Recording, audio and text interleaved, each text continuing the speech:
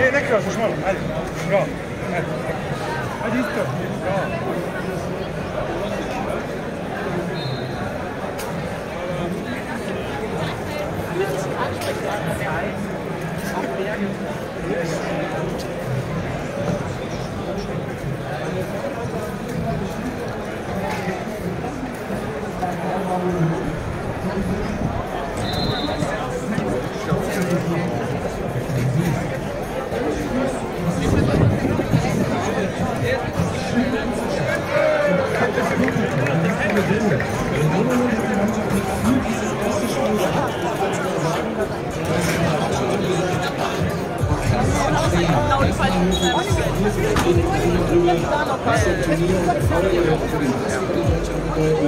Aber mir hat die zweite Halbzeit in jeder Hinsicht viel Spaß gemacht.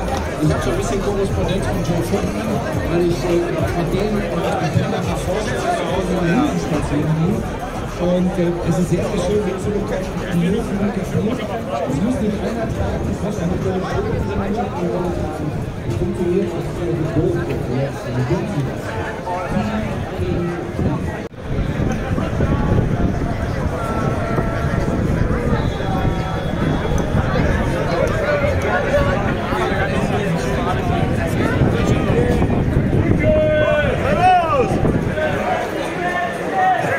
Die werden auch gut.